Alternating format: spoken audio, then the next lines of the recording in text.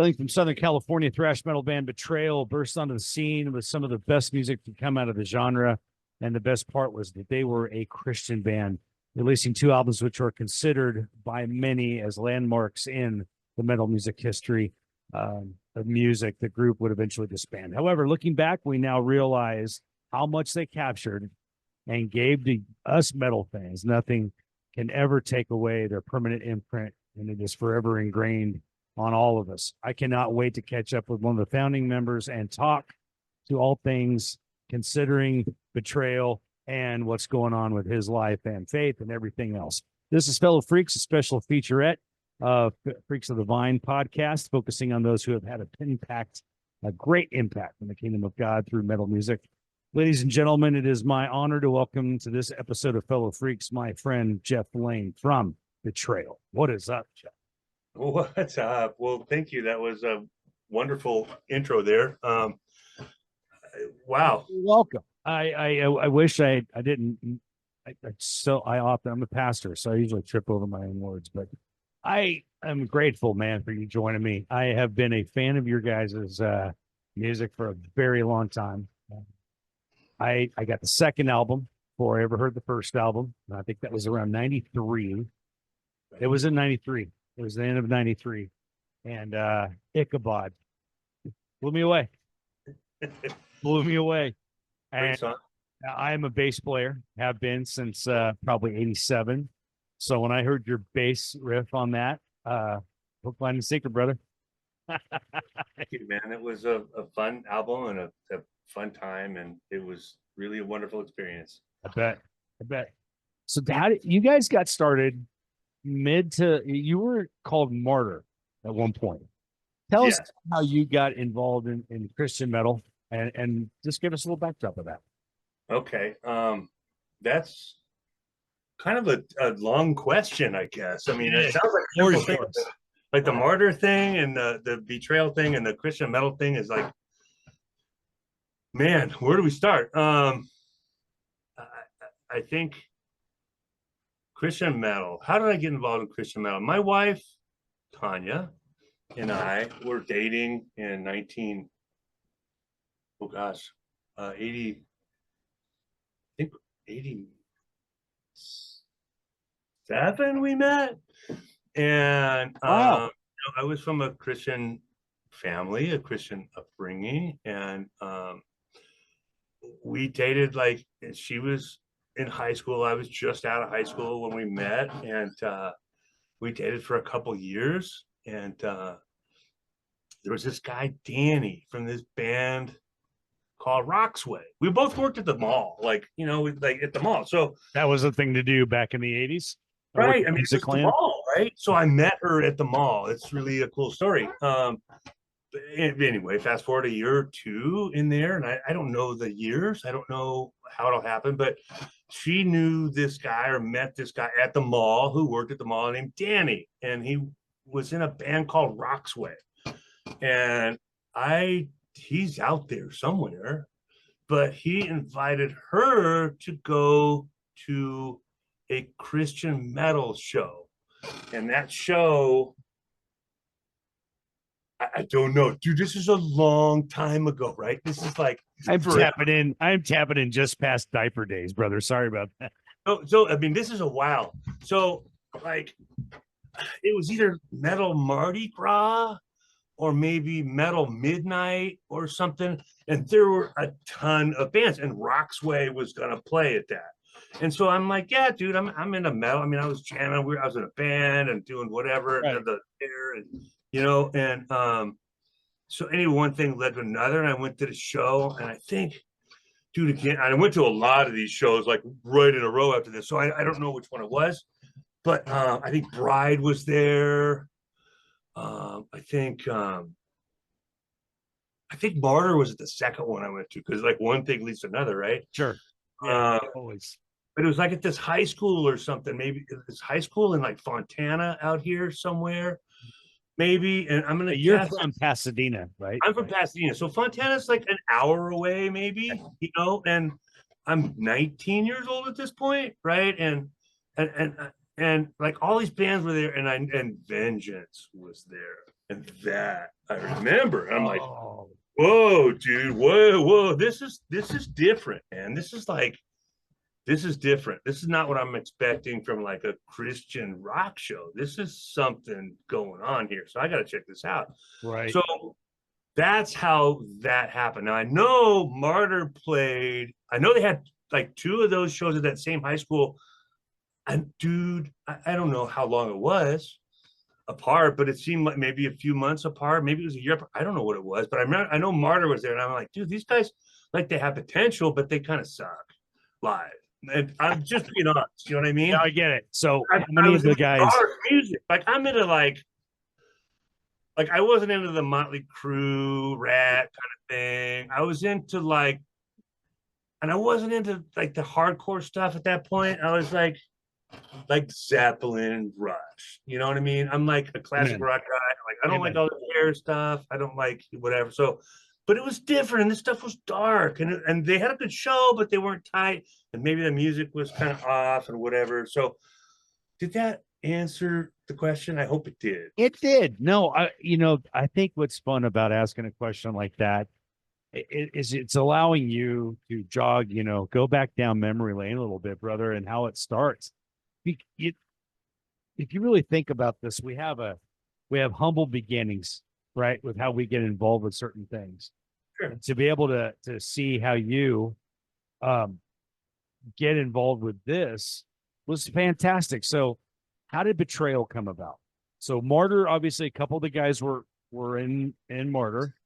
So how did you link up with them? Just I don't know. That's the short answer. okay. No, so like somebody gave somebody a tape, or somebody did this, or something happened, and I ended up um I think meeting Marcus or one of the guys, and they're like, "Hey, it might have been through church, and we'll touch on that too because I ended up going to Sanctuary Hollywood, where Roger Martinez was the pastor. Yeah. Kurt was there, like all these dudes, all these heads. Anyway, that's another. Like we'll put that aside for a minute. Sure. But so we were connected somehow. Like all of this music was connected. This Christian metal was this. It was a real thing here in Southern California at that point. It was like a scene. There was something going like every week, and it was dedication. Anyway, Martyr like needed a bass player, and somehow I ended up like, hey, you want to audition? I don't remember who that is, and maybe somebody watching this could tell me what happened. Right. But I ended up a tape, and I was like, okay, I got a tape, and I'm like, okay, there was like maybe 2 or 3 songs on it, and Dave Prado, who was the bass player and the vocalist for Martyr, had left, or has gone. I don't know the story. Find it, Sure. Google it. I still don't know. But he was not there anymore, and it was Marcus and Matt and Brian, and Chris Ackerman was the roadie. So somehow I got this tape from whoever I bought. They said, "Hey, we have practice on Tuesday. Learn this stuff and come try out." And so I put in the tape, and like there was 2 or 3 songs, maybe, I don't know, whatever. I learned the songs, but when I hit that tape, and I heard "Escaping the Altar," Oh. like I don't know. Can you see it? Probably not. Oh yeah. Hair on my arm is now.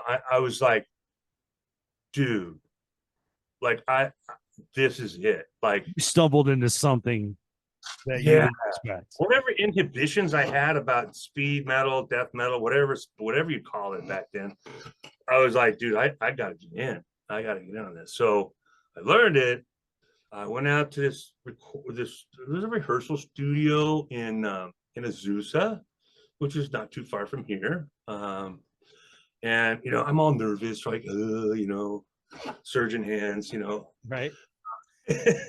and I roll my stuff in there, and everybody, it's like, okay, this is Martyr. This is a pretty big band at that point, right? They Absolutely. had 3 or 4 demos. They were pretty solid. They had shirts, merchandise, and here I'm coming in from whatever. Here's Jeff, whoever he is, And so we lit it up. We played Escaping the Altar, and like the music stopped, and like my remembrance, and there's three sides to every story, right? So Sure.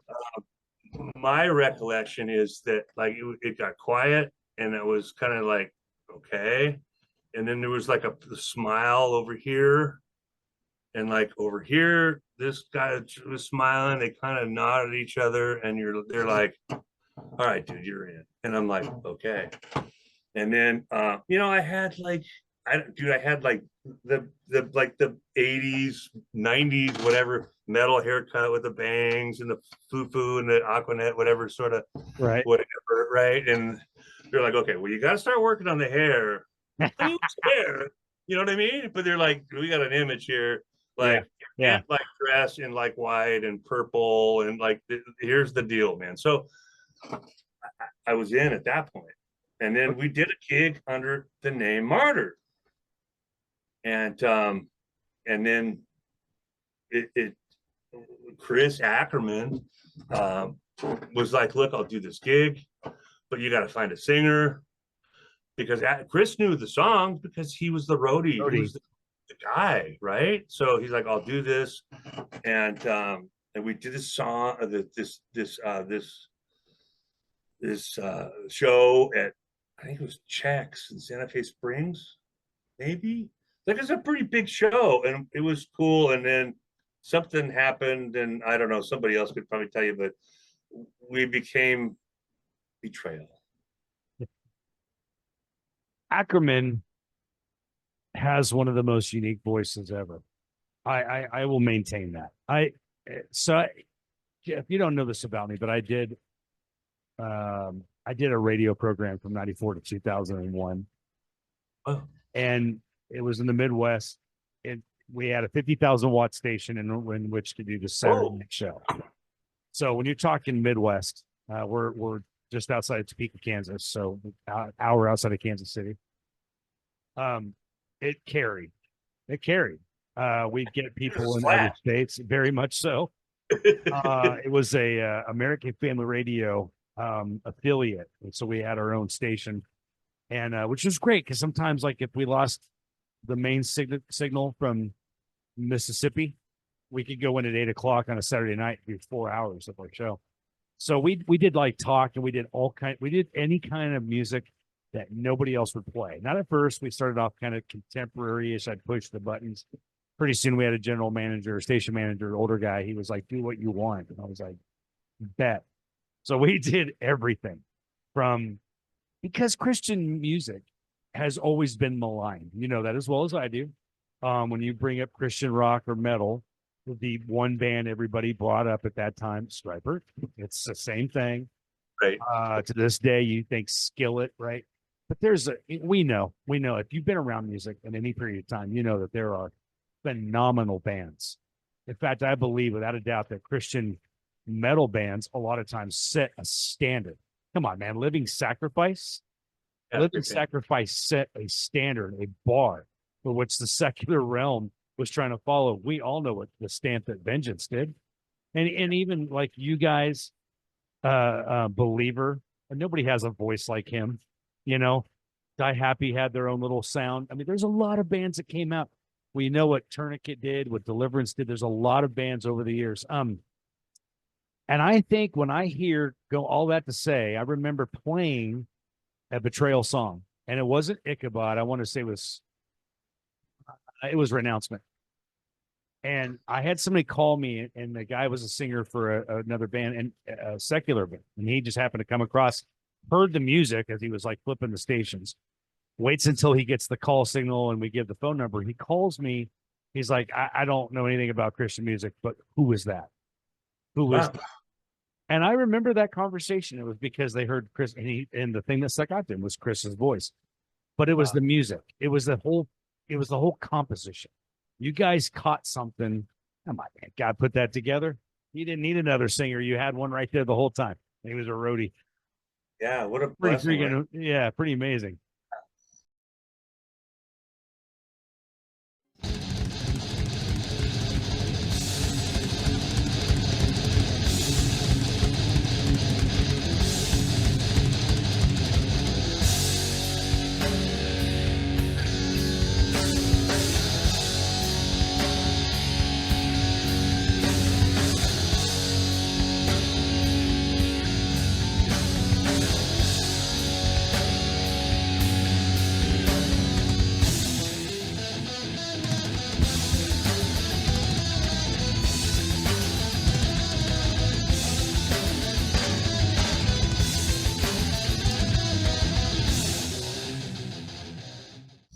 So I'm going to ask you about that. When you guys get going, you get signed. Obviously, you come out with the first album.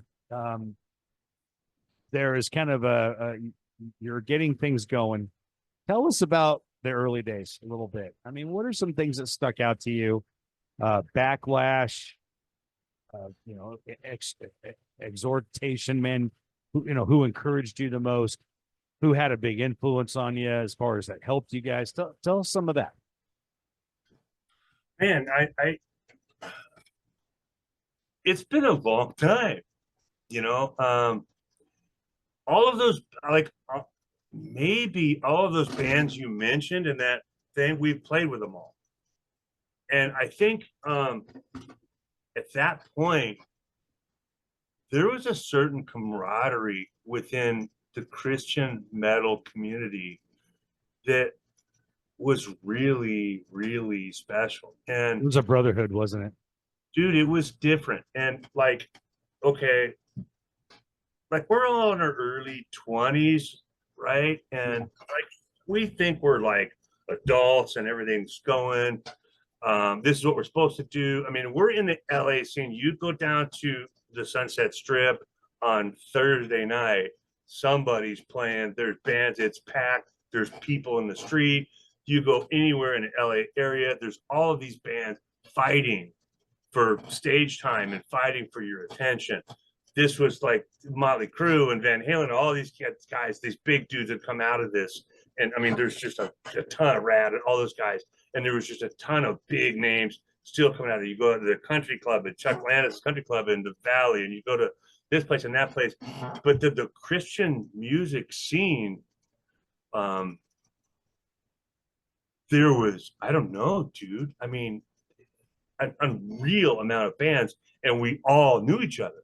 And like when Deliverance is playing, like everybody goes to Deliverance. When Crucify's playing, everybody goes to Crucify. When Betrayal's playing, everybody goes to Betrayal. And when Electric is playing, there's like a total glam band that came out of roller skates. They were just cool, by the way. Like everybody goes to their show. And like everybody did everything for everybody. And it was locked hands, man. We were there. We were like a community. And I didn't realize how special that was. You know, you take it for granted. You're in the moment and it's like, oh, this is cool, man. This is life. And here I am. And, you know, I'm 21 years old or whatever. And this is like how life is. Dude, it's not like that anymore. It's just not there. And I don't know, something happened. I don't know. I mean, obviously Sanctuary, Bob Beeman, I'm sure you know Bob. Yeah. You know, he moved and that thing and the House of Cards fell and things just everybody went their way and we got older and we had kids and things just happened. And now I look back at that, man, and it was so precious, so precious. PD, dude, like these are my guys. We were all in this together. We were in a war, man, and we were there, and it was cool. It was something. Yeah. Am I too worked up? I'm sorry, dude. Like you got me. No, that's what I want. That's what I want from you, man. I want to know that emotion, that raw emotion. There, dude. I was there. It was there. Everybody was there. It was amazing. It was insane. It was insane. I would get so excited sharing the music that all of you guys, the band you aforementioned, Precious Death, obviously. Man, these are my guys. Right. They all, I mean, think about what Precious Death was doing at the time. Mortal was doing at the time. They're a little bit different, a little industrial. Yeah. But they were. I didn't know them, but they were connected. Yeah. I mean, but they were doing stuff that people were taking notice in the world. I mean, people were, who are these guys? And Bride, obviously, Kinetic Faith was amazing. Snakes in the Playground. Everybody thinks that they'll need to go back and do Snakes in the Playground too, and they're missing the fact that they've got a catalog of phenomenal music. You know, they adapted and changed, and they stayed together for the most part. A lot of bands did not, but you guys caught something there. And I'm just so proud to be part of that, playing your music back in the day when nobody else would. And so I want to thank you for that. Well, thank you, man, because and I'm going through all of this stuff, and this is all local, Yeah. And yeah, we got to play a little bit out and stuff, but I don't know what you know. I haven't seen through your eyes what really happened. To me, it's Hollywood and Riverside and San Diego and Fresno and going, somewhat local. Yeah, we got to go to Europe. It was really, really, really cool. For a minute. Yeah. But I just know the local part. I don't know what happened in the rest of the world. I was kind of just I'm just here. Well, I you're in your was here, man. 20s. Yeah. There was something that pops up from time to time in my brain. And I just want to ask you this because you seem like a man who can, to me, would be able to approach the subject. I talked to Jimmy Brown back in the 90s. It was right after River Disturbance had come out. I interviewed him back in the day on that show. I interviewed him on this podcast not too long ago. Saw him at the last year's Immortal Fest. Got to see them play. Got to talk with him and Manny for a little bit. Jimmy's just a gem of a human being. The big teddy bear that he is. I love that man. But I asked him about this then and recently about the reception. It's something that was always on my mind, especially like in the Midwest. We're not the Bible Belt. I'm in the same city that Fred Phelps, the Westboro Baptist Church, came out of. Okay. So a lot of people realize that we're that, no, we're not nothing to do with those guys, of course. Nobody has anything to do with them. But the Bible Belt is more to the east and then south, right? Oklahoma, Right. Texas, and goes up. Or whatever. Yeah, but even here, still, we had a lot of struggle early on playing some of the music we're going to play. But I stand by it. I will always stand by it because I saw how it drew people in. And then it's Christianity, any kind of faith in God is going to be relational when you're talking to somebody. And if it's music that gets two people talking, what better venue, And when I would read like the lyrics that you guys did, there's nothing more. Obviously, I know there was probably some different parts of people who wrote different things. You have some credits. Marcus had some credits. Chris did, but your guys' lyrics were. Well, that's cool. I mean, that's great. I had a little bit to do with that. Marcus really shouldered the load of that. Probably wrote 85% of that. There was a couple songs like I did, and I don't even, golly, dude. There's one song that I wrote about suicide, and I thought that was relevant. I thought at the time, and still is, really, that's a real issue. It is for teenagers and metalheads, and that kind of thing. Whispers of Chaos. Exactly, and he and I wrote Carnival of Madness together, and that was a spin-off of a movie and a book. And it escapes the name even escapes me right now. But I watched it with my kids, and they're like, "Oh, this is boring, man." But it was what movie was that? Now it's gonna bug me. It'll come back to you. I know. Anyway, it was about like this carnival of evil that showed up in town, and then everybody kind of gave Something in. wicked this way comes. Yes, and there it is. There it is. So yeah, Richie. I mean, that was kind of a really big movie for me and Marcus. We loved it together, and we kind of was a nod to that. And but yeah, and I think we approached tough topics, and we approached racism and things that, golly, has that gone away? Right? Yeah, none of this has gone away. Is it still a hot topic? Very relevant. Right. And there was like the Satanism thing was a big deal back then, that was that. I know. That, and we approached that. I mean, Marcus came out of that. I was around people growing up that were involved in that, and I saw some things that were kind of scary and growing up. And there was a big, I think, there's a big, I mean, Slayer was out there and all these Cannibal Corpse guys and all that stuff too, and that, and Deicide and whatever else. And I don't know. I mean, we were approaching it from a perspective of we have lived it and we're here. And this is, you know, this is our perspective on what that really is, you know? I think, Jeff, you have now lived a lifetime. You know what I mean? You're 30 plus years removed from that period of time. And let's face it, when you're in your early 20s, mid 20s, you have a mind, you have passions, you have opinions. Those don't change. They get a little bit more seasoned as we go, right? Yeah, But sure. but you had your opinions at the time. And when you wrote lyrics like "Suicide is ripping through my brain, chaos and destruction are haunting me again. A sharpened dagger is clenched within my fist. Its edge is longing for my wrist. A voice inside chanting lawlessness to me." That doesn't resonate with the kid, because you don't really know what kind of effect you had unless you got some direct feedback. But there are going to be people who read that and were like, I identify with that. Yeah, it sucks. I don't like feeling this way. And maybe they cry out to God, and God put somebody in their path at that time to help them get out of it. You don't know the impact you have. That's heavy, but it's real.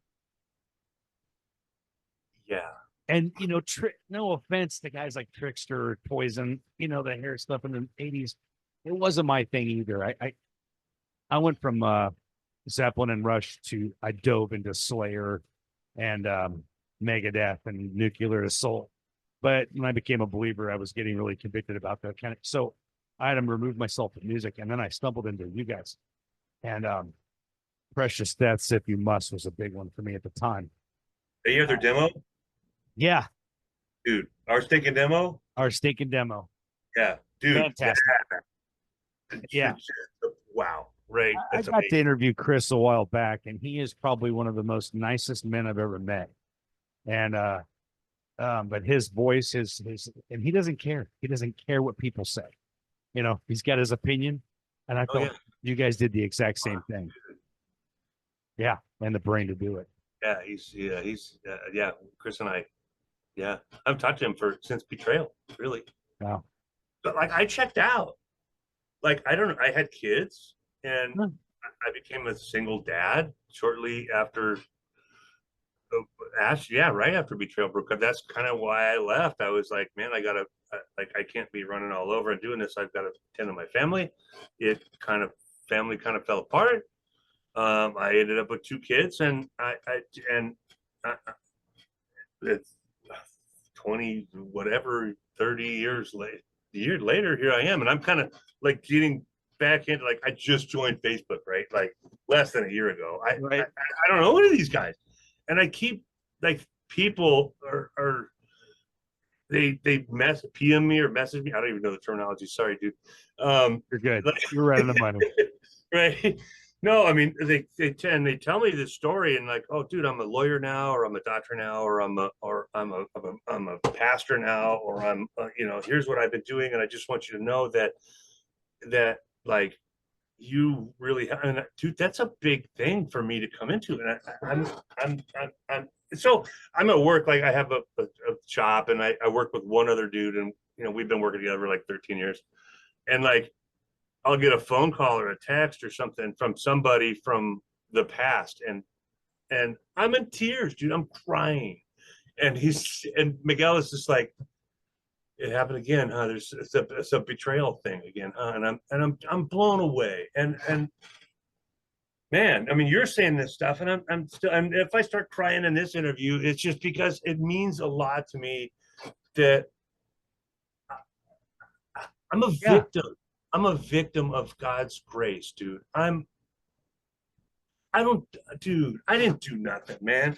I was just there, and something happened, and I just somehow, he used me. And man, dude, there's, I'm not any, I don't deserve any of this, but it was cool. And I'm thankful, man. I'm really thankful for it. I tell you that. I love how you put that, because that's exactly right. We're nothing. We're wretched worms, deserving of hell. The fact Yeah. he would use anybody like you guys, to a different degree, and lesser myself. church isn't very big. I don't need it to be. I don't want it to be. I just like discipling people and helping them find their paths because they come here generally broken. They've been through a lot of crap. And so have I. I didn't become a pastor till I was in my 40s. I lived a life before this. I lived an entire lifetime before this. I worked for a beverage company for 20 years. My first wife died from leukemia. I became a pastor after that. And I'm really blessed, man. And so I'm sitting here today and I get to talk to somebody like you who 30 years ago, when I was listening to the album for the first time, I'd never envisioned that. I hadn't even started doing that radio program. Blows me away that I get to talk to people and you know, guys like you are so genuine that you go, man, I'm honored to do that show with you. And I'm like, wow. Because we're just normal guys. But Well, yeah, dude, I'm kind of abnormal. I'm kind of subnormal, dude. I like that about you. Well, yeah, it's that's just who I am. You get who you get. I just, I'm definitely not par. We're going to be off par together. All right. Looking at your background, you've got all this stuff set up. Talk to me. What have you been working on? Because I know there's a little bit of this after betrayal thing that you're working with. What happened with that? If you don't mind sharing. Yeah. No, I mean, let's do it, right? We're talking. Somehow, oh, I know how. Matt Maynard's passed away, Oh, and he was our guitar player on the first album. yeah. Passed away, and so I told you about Miguel at work, right? Like he's my we're married pretty much. Yeah. We've been together for a long time. And he's, you know, I think he was like perusing some website, like at lunch break or whatever. We're eating whatever bologna, whatever. Then he's like, "Dude, Matt Maynard passed away." And I'm like, "What?" I mean, he's on the website, like Wow. me, like, and he's told me, "Dude, PD, they put their stuff on iTunes. You got to download it, dude." And like he's like keeping an eye on things for me. I don't know. That's fantastic. And I'm like, whoa. And so it was some YouTube thing or something. And everybody he saw it in the comments or whatever. And I'm like, so I think I commented on it. And then Chris Ackerman and Bob we ended up talking and I let me back up again. We're kind of scattering here. I'm sorry, but that's what we like to do. I've had 4 kids. I did go back with my first marriage did end pretty terribly. It was really sad. But I went back. Somehow God led me back to Tanya, who was with Danny, who we talked about earlier, and we've been together ever since. Wow. And we had 4 kids, and so I have kids now that are from 15 years old to 32 years old, and that's so awesome. All of this time, and they're all boys, and all of this time, I have been coaching baseball. That's been my ministry, dude. That's been my thing. And like almost exactly a year, last July, my youngest ended up, playing his all-star tournament, doing all that stuff, and we did whatever. And then my coaching, I retired from coaching. So I'm like, all of these years I have guitars and I play, I goof off, but I don't have a lot of time because I'm doing this 6-7 days a week. I'm coaching like 3-4 hours a day. I'm in here doing practices. We're out there in the field till 10 o'clock at night. So like the July of last year, I'm like, hey man, I've got a guitar in there, like to quote more time. right? These things just can't be true. Like I can do something. So I started trying to learn how to do this and that. And so circling back, Chris and Bob kind of came in at that time, maybe July, August, September, I don't know, last year. And we kind of all talked a little bit and we kind of said, well, maybe we could do another album. And I'm like, dude, well, actually, it was before that. I don't know. I'm jumping around, but something happened. I think we talked before that. And then I told him that during the summer, when I'm done coaching baseball, I can fully devote to this. And we started writing songs. And then, yeah, July, August, September, whatever it was, I just started going. And Bob and I are going till like shooting ideas back and forth till 1, 2 in the morning, like almost daily. my fingers are starting to work again. Wow. My brain is still pretty defective, but it's working better. And we started really playing through some songs, and then and we got some parts. He had some parts, and I had some parts. He had some songs. I had some songs. We got a lot of stuff recorded, and Chris came over a couple days, and we recorded a whole song, uh, which is a very dear song, and it's just a really awesome song, and it's done. And things, well,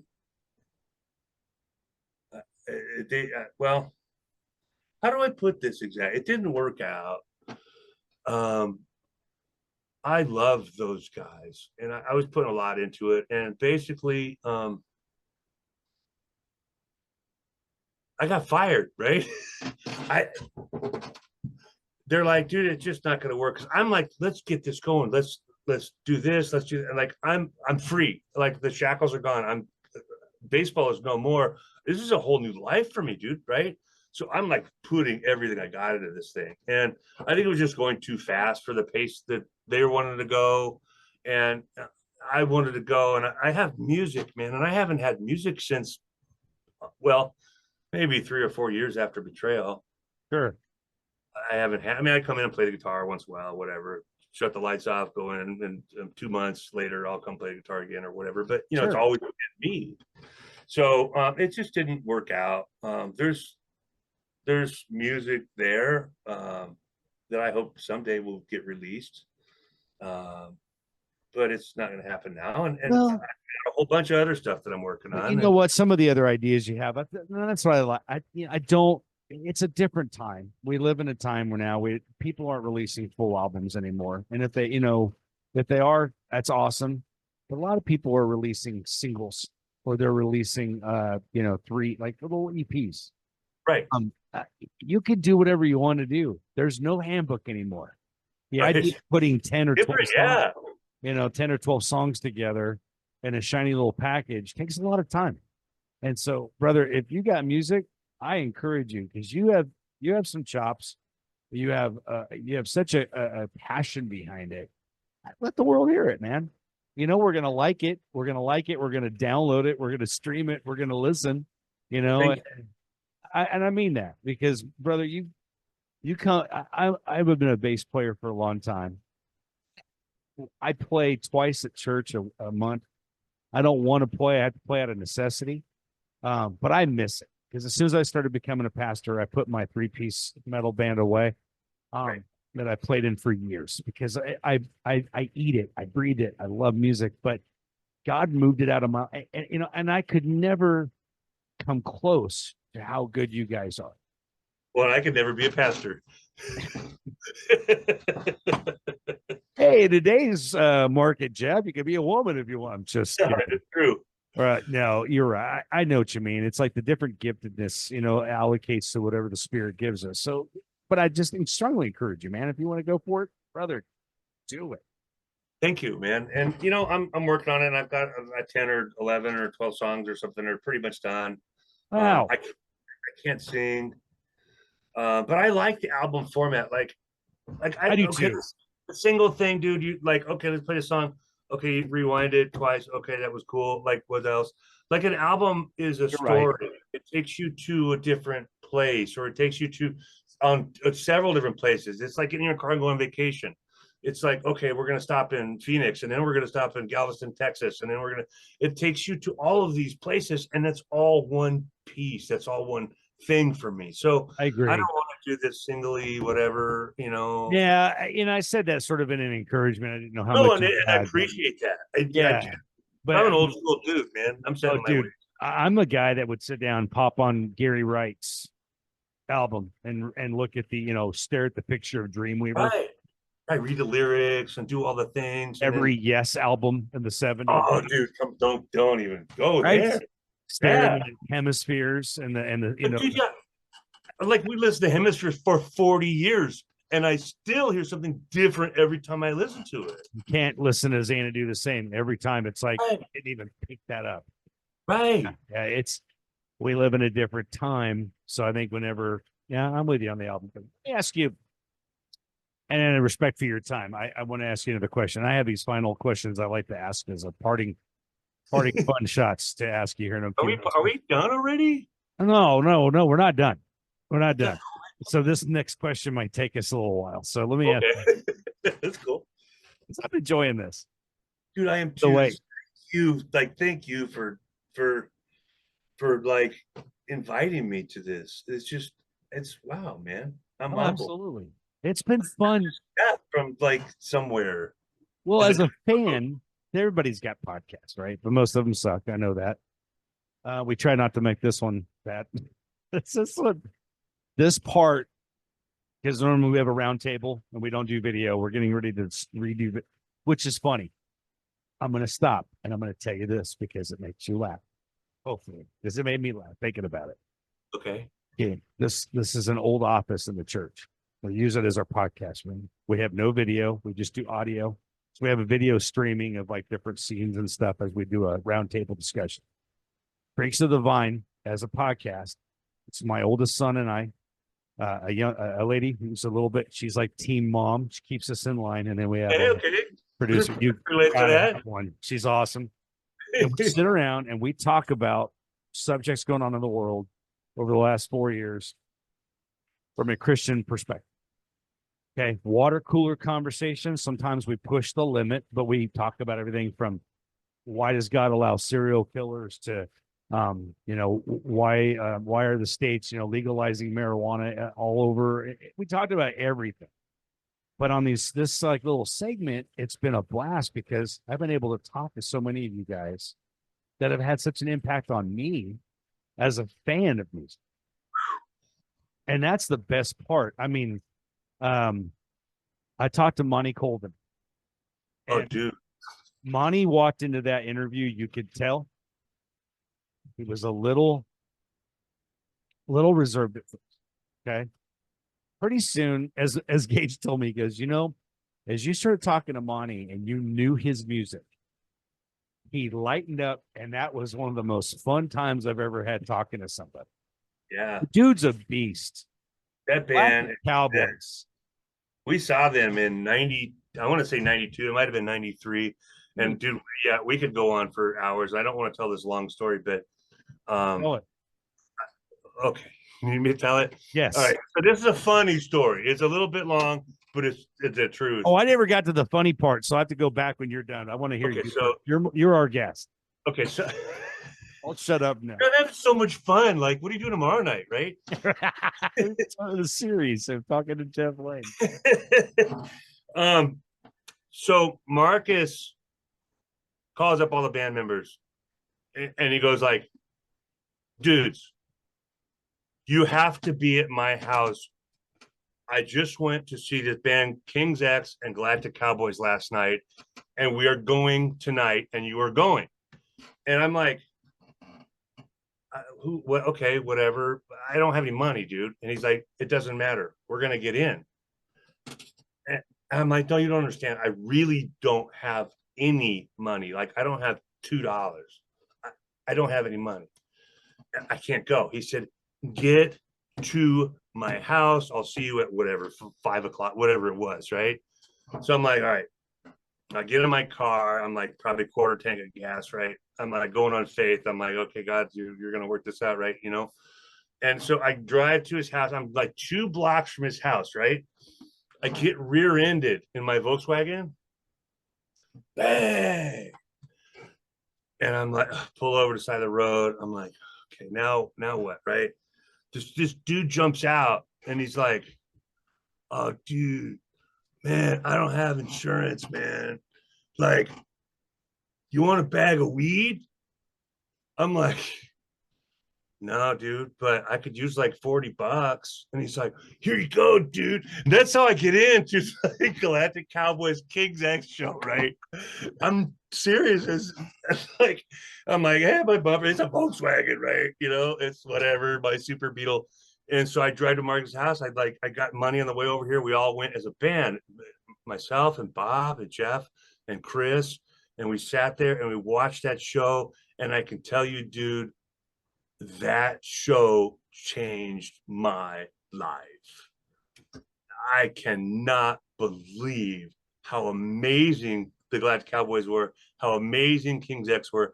I didn't buy an album for a year, probably, or 2 years. I knew they were there, but dude, and maybe you have this, and maybe it's just me, but in my head, I kept hearing the chorus, music, music, I hear music, in my head for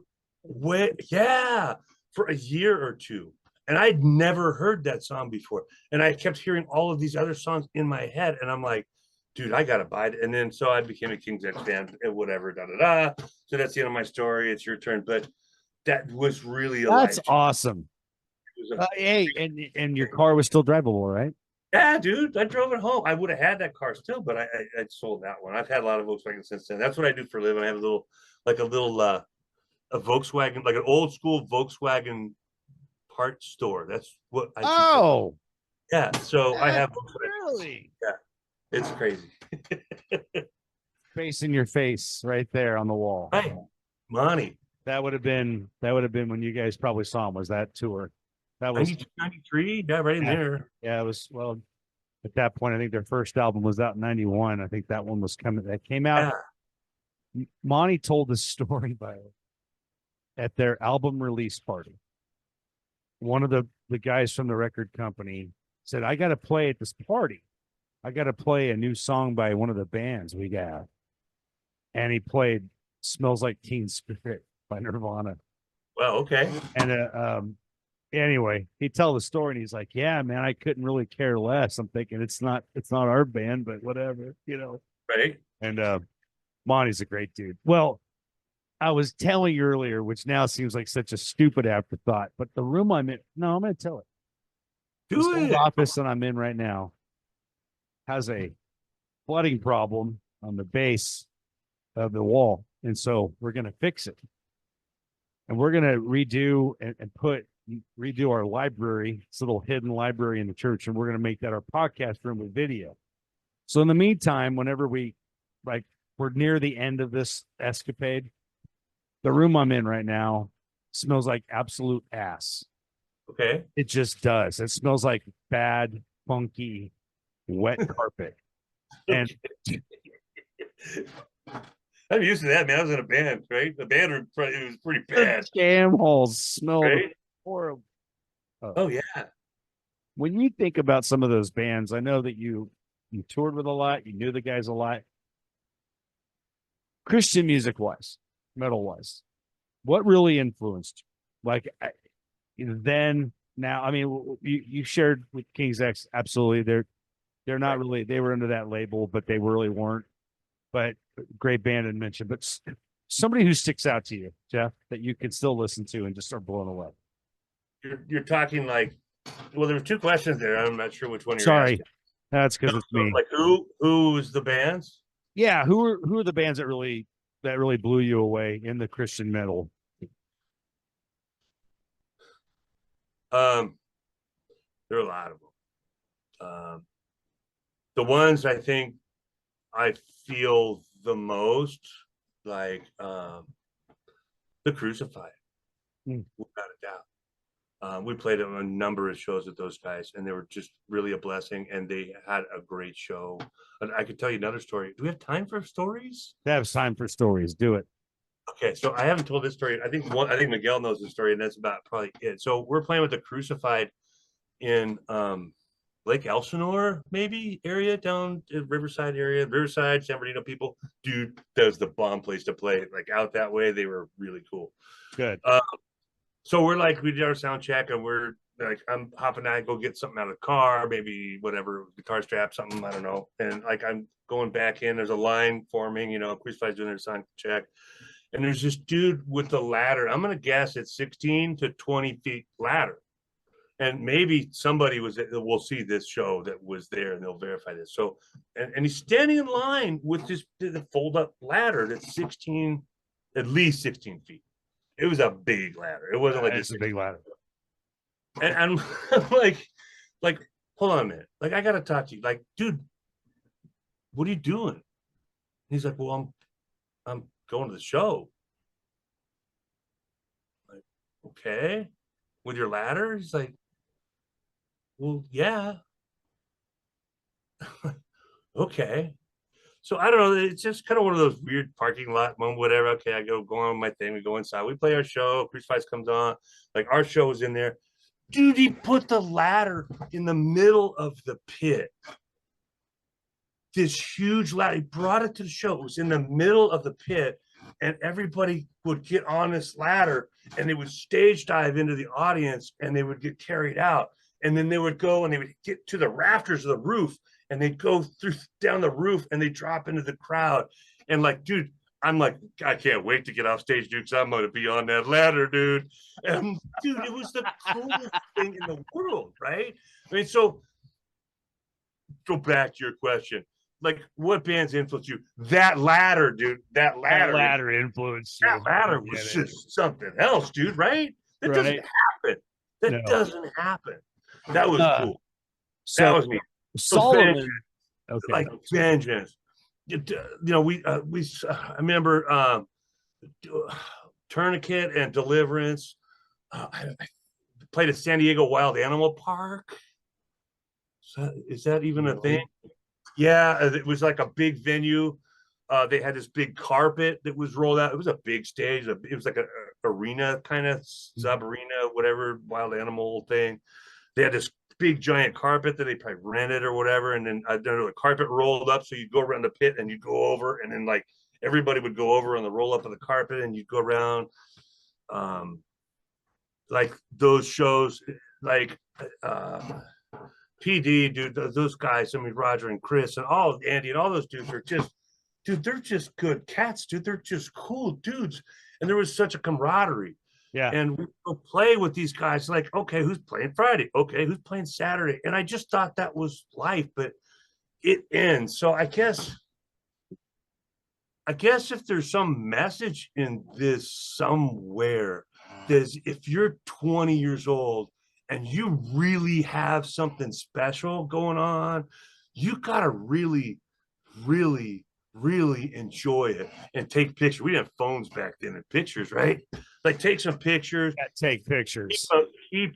Keep some memento. I've got stuff, dude, and I've got all this artwork. I've got all this stuff. And I keep dragging it out on my Facebook page and throwing like one piece at a time because I get blown away. You know what's so funny about this that you just brought that up? I'm going to share this. Kansas City is about an hour away. Okay. And, you know, it's fun. But it was before kids. So it was BK. And my girlfriend and I, before we were married and had children, we went up there. Couple buddies, her sister, we're all just hanging out. Had a great time. I don't remember what we did. But at one point we stopped by this old 1950s, like small, I want to say it wasn't an MG, but it kind of made me think it like an MG, but I got a picture of it. Anyway, she stops and she's got this cool hat. And she leans against the pole and we take a picture of it. One day it comes across, I've got it saved on my computer. And I'm like, that is such a cool picture of her. Because, you know, she's been gone for a while now, almost 10 years. And I posted the picture. And when she was going through her leukemia treatment, we stayed at this, like, it's a Ronald McDonald house for adults. It's called Hope Lot in Kansas City. Lets you stay there so you're not having to stay in a hotel because you just can't afford it. I mean, the treatment for leukemia and a bone marrow transplant are astronomical. I was really grateful to have insurance that paid most of it. But I had this picture and I'm like, man, I posted it. And the gal from the Hope Lodge that ran it saw it, threw a picture up. She went down the block. She worked there. She runs down the block, takes a picture right where we took that picture at, posted it on Facebook and go, you mean this location? Wow. And I'm just, dude, mind blown. It's the exact pole in front of the exact brick, condominium buildings on this really cool old school downtown. And I was just like, the internet can really be awesome. Another time, as much as it sucks. Something like that. I was like, dude, thank you. And I don't know.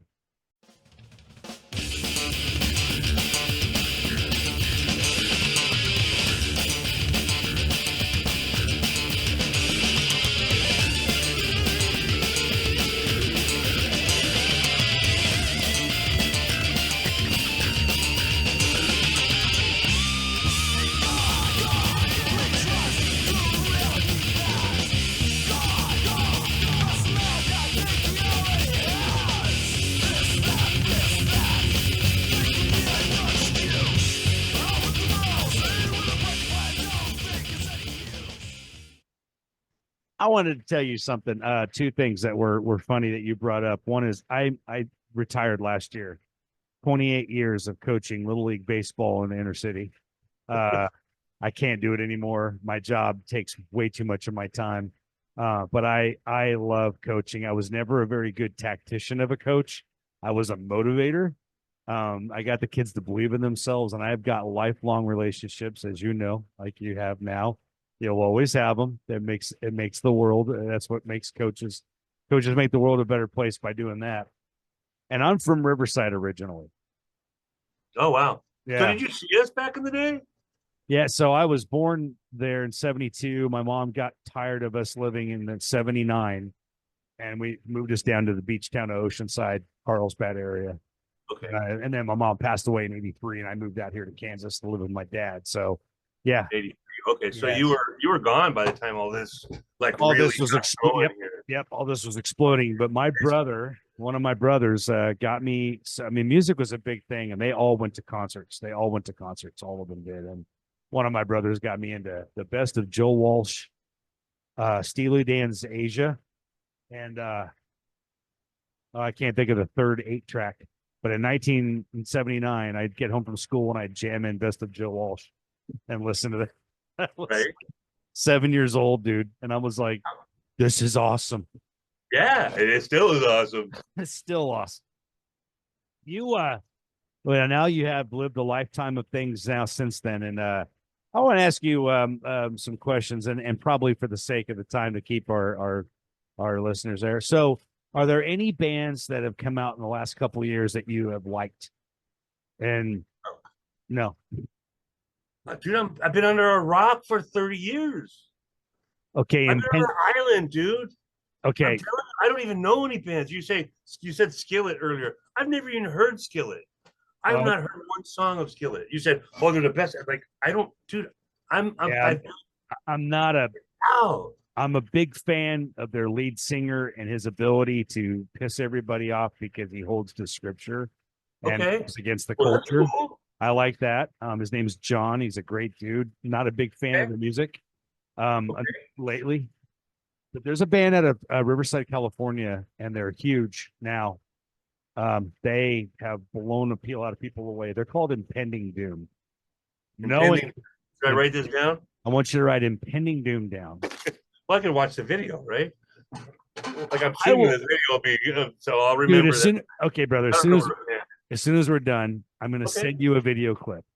Okay. I guarantee you that the lead singer, they've been around for about 17, 20 years now. Guarantee you they're new on the scene. Yeah. Yeah. I guarantee you Brooks probably listened. Yeah, they're new on the scene. But Brooks probably went to one of your shows. I would not be surprised because he's such a music fan and he's such a great dude. But you've got to hear what they do.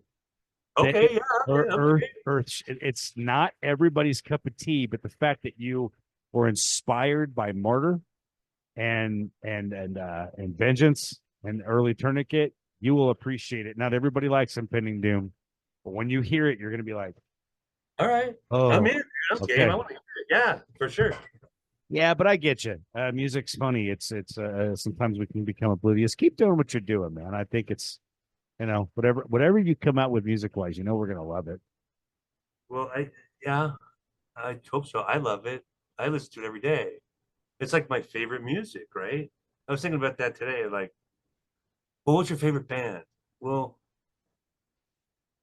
my stuff, because it's a blend of all the things I like.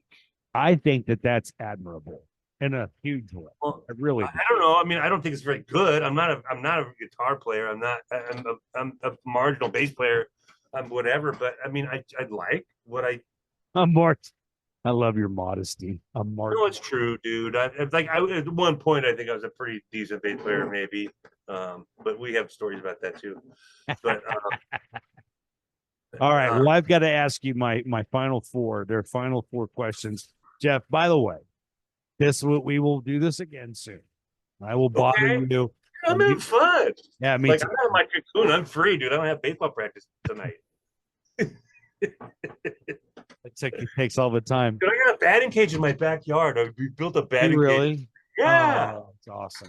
Dude. one of my last dads, he's a highway patrol officer, and they have like a training facility, and he threw up this huge batting tunnel, and you just have to stretch out the netting, and then we Right. had batting practice, and it was just Yeah. cool. For the last 4 years that I coached, at least we had that. But Oh yeah. okay, that's cool that you have it in your backyard. I'm coming over. Yeah, dude, let's hit, man. Ready to That's go. I can't pitch anymore though. I need shoulder surgery. I'm done. It was it. Too many pitches. But I got a machine. rotator cuff. Yep. They go in 4 places and completely redo it. I was a catcher back in the day, but Yeah. all right, 4 fun questions. Here we go. Their final 4. Name the best professional major league sports team that you're a fan of. The Dodgers. Well, there's probably not any question about that. That's a pretty easy question, right? Okay. Okay. You're a So Royal fan, right? You must be, right? Kansas City guy. I grew up in Angels and I Padres tried. fan, and my dad converted me when I got here. I tried to bring you a gift tonight because I thought that you were a Royals fan. I am a diehard. Um, oh no, my brain is not working. You like fried me here. Okay. No, Cy Young Award winner in 2007, and no, For us, yeah, 2004, Zach Greinke. no, it was earlier than that. 97. We had 2. Brett Saberhagen. Saberhagen. Yeah. I have his signed jersey. He was a customer of mine. I worked for him for a couple years. I was going to show it to you tonight because I just thought, dude. and I would wear it to Little League practice once in a while. We'd have like I have a few jerseys, but that was kind of personal to me. He was a friend. Yeah. Yeah. Well, Saberhagen. Brett's a great guy. He's a really cool dude. He's a really fun guy. Very personal. Way more funner than I am. Dude, the fact that he could pitch that well at that young of an age. Yeah. 85 World Series, baby. Brett Saberhagen. 85 and 89, 85, 89, 87, 85, 89, something like that. He won 2 Cy Youngs. Yeah, he did. Anyway, sorry. No, you're good. Okay, so Dodgers. So who's your all-time favorite Dodger player?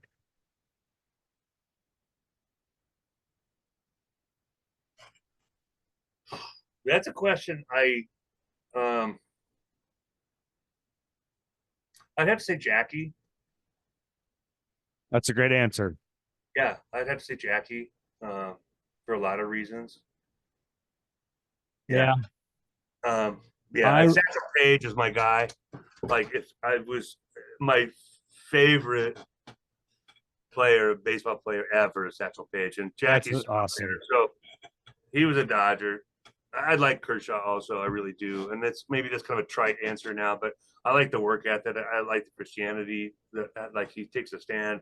I think I like a lot of things about him, and he can pitch. Yeah, clearly. Interestingly enough, Satchel Paige played his catcher. His favorite catcher was a guy named Buck O'Neill. Right. Okay. Buck O'Neill was Kansas City Monarchs. So we have the Negro Leagues Museum in Kansas City, which is phenomenal. Dude, that's right. Yeah. You've got to come out. It's right. It is so cool. We have the World War I Museum, the Negro League Museum, and some of the greatest barbecue on the planet right downtown. And it's still cheap to come here and stay. So if you ever want to come out, I'll hook you up. So Kansas City Monarchs. That's right. How did I not put that together? Man? Yeah. He used to, every time there was a rain delay, Buck would get on the radio. They would have like recordings from him. And before he passed away, and he would be telling stories about him and Satchel Paige and the Negro Leagues. And dude, listening to him talk about old school baseball, there's nothing better. And anyway, so yeah, that museum, Satchel Paige, I have a great deal of respect for that. One other question, I guess I'm like putting all these things together. The sub question of question 2. Yes, please. My not oldest, but my second oldest son went to Friends University. Oh, yeah. That's right there too. And I guess he was telling me he played in this stadium that Satchel played in. They have a statue or something, and like a memorial. Yes. Wow. Small world. I don't know, dude. Friends University. You're a pretty fun guy to talk to. See, we have a connection here. I knew we would. I didn't even know it, and we knew we would, right? Wow. All right, best street taco in Pasadena. It's not in Pasadena. Okay, then tell me where's the best street taco. Well, No, let me it's try it. better than taco. It's like the real deal. It's Albertano's. Albertano's Mexican food. It's in Temple City. Okay. I'm Yeah. man, I'm like on a weight loss program, but I'm yeah, working on it. yeah, I actually I have to lose weight. Doc was like, "You suck." yeah. Now, Me too. I mean, I have to. It's bad, but it's really tempting because it's right there and it's cheap and it's really good.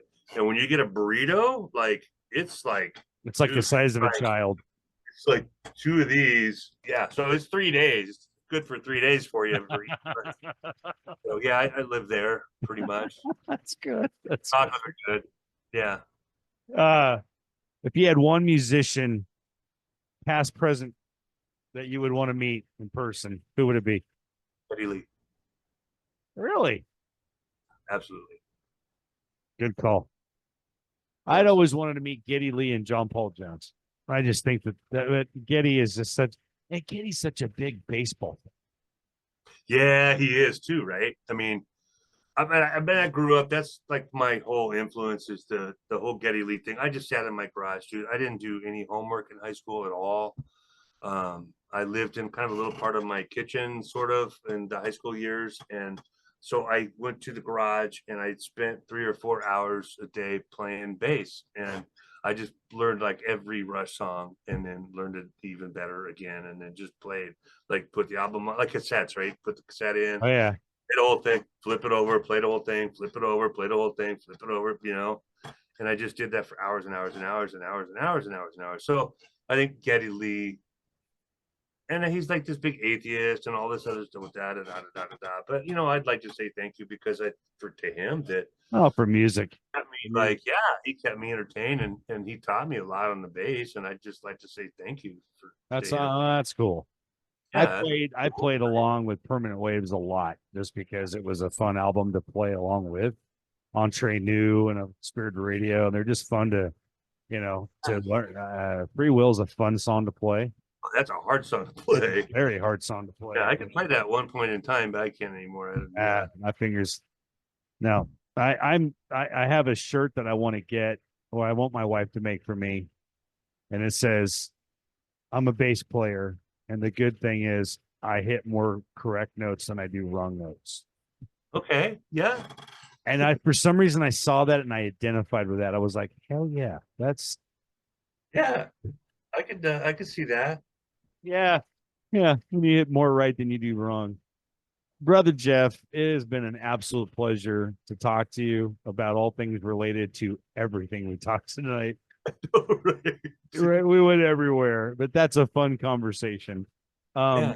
A deep appreciation, man, and much love for all the work you've done back in the day with the 2 albums. But more than that, just your contribution to humanity, man, working with kids. That is pretty amazing. I have a real soft spot in my heart for anybody who laces up and goes out and coaches kids. It's not an easy job to do, and oh man, it's a lot of thankless time, a lot of complaining parents, but The kids are great. The parents suck. But exactly. I just learned, and you've learned it too, I'm sure. What you do when you're coaching baseball, maybe there's a baseball coach out there, as you get older and you've done this many times, you pick the parents. I don't Thank care. you. I don't care. Like the last 3 teams I coached, we kind of stuck together and we did some things where the kids went in and out, but we were a team. But the first practice, I just had to sit like I'm hitting fly balls, and they whatever, they look terrible out there. And I brought them all in. And I go, look, dudes, you guys suck. But these are children, right? I'm like, you guys suck, but that's okay because I can teach baseball. I've been teaching baseball for a long time, and their parents, man, that's if you pick the good parents and you have a community and you build that community. Like baseball's the easy part. Like I had a bunch of really sucky kids and they knew it, but we beat these really big, burly, badass teams because we were a team and we learned to play together and we got smarter and we got better. We got more better. That's exactly. I remember getting run over as a coach by the parents because I had to I told them at the beginning of the season like a dummy because I wasn't familiar with this. And it's like, Right. If you have any questions at all, anytime, come approachable. You come talk to me. Dumbest thing I could ever say. I learned my lesson, and 2 years later, it was 2 years later because something happened in the middle of that. Next time I got up there, I remember opening my speech, and my first wife was like, "That was probably one of the greatest things you ever said to anybody." I got up and I'm like, "This is not a democracy. This is a dictatorship." When they walk into that dugout, I'm their daddy. Look at me. Yeah. I told them all, like, look at me. I'm their daddy. Yeah. You're no longer the parent. Oh yeah. I love blasted it. And guess what? Everybody was respectful and let me coach. And once in a great while, they'd be like, "Coach, can I ask you a question?" Like, Tommy's like, I know he's not playing, but like 2 innings a game. And I went, "Hey, when he starts showing up to practice," they're like, okay. Yeah. You know, but it was a matter of when you have good parents, you can coach any kid. I had one of my worst kids ever had the greatest set of parents. He had the best attitude, no baseball skills. But in our championship game of 18 years old, we're playing a team that manhandled us earlier in the season. And we had no business being in this game. We're down 6-1 going to the bottom of the seventh. And we get the bases loaded. And he gets up to bat. And I looked at him and I gave him the sign to bunt. He lays down a perfect bunt. The third baseman freaking airmails it over the first baseman to the right field corner. And right field, it's a bases clearing triple, right? We're going crazy. And it just led. And we scored 6 unanswered runs without recording it out to win the championship. And it came on the heels of that kid who took a chance with 7 years before that. And it talked about it's the everybody best. contributes, man. Everybody can contribute, and It's that's the best that's what thing. they learn. That's what they learn going forward in life. Is that no matter what, you can contribute and you can be the hero. And everybody got a chance to be the hero. And you got to coach your youngest son, right? The 15-year-old. I coached all 4 of them. Yeah. Is your 15-year-old done? He's playing varsity high school baseball. Oh, right on. So now he just does like their summer stuff too. Yeah, he's doing some summer stuff this year, doing some training, whatever, doing his thing. But Coach Jeff is no longer. No, but my sig says it right here on the screen, right? You see it? Oh, that's what's great. Yeah, but now you get to be dad. Again, you get to be dad as I get to be like Betrayal Jeff or something, right? Like we're working on this again, right? By the way, and during this, when we go back and edit this, we're gonna stop it and put some little clips of some of your songs in there. And I'm going to show the picture of your guys' hair because it was so awesome. Oh, dude, I got that one. Oh, dude. Like, you can't take a picture like that. I'm like, yeah, I got to have that one. You've seen it, right? Yeah. That's like, you can't take that picture, right? Can you see it now? Oh, yeah. See you. With the hair covering the face. Yeah. Dude, it was the coolest thing when you guys did that. When you did that in that picture, because I was like, oh, that's metal. That's metal, Yeah, it was fun. Like I would share that picture with like the baseball parents and the baseball kids. They'd come in the music room and they'd be like, "Who's that?" Like, well, that's me, dude. That's Coach Jeff. That's Coach Jeff. Probably true. Yeah, but they probably love it. All right, when we hang up, I'm going to send you Impending Doom. Yeah, cool, dude. I want to know what your thoughts are. So be honest, okay? Well, I'll be honest. Yeah, if you don't like it, I totally dig that. I just want to hear what your thoughts are because it's different. Yeah, I'm in, dude. I'm in. I love Brother, man, I appreciate you. Thank you for joining us. Don't hang up yet. I'm going to end the interview, but Jeff, it's been great talking with you, brother. Thank you so much, man, for having me and for putting up with me and just for being a nice guy. And oh, man, you're welcome. Thank you, brother. That was a great talk. That's probably my longest interview, and I really care. I love it. I love it.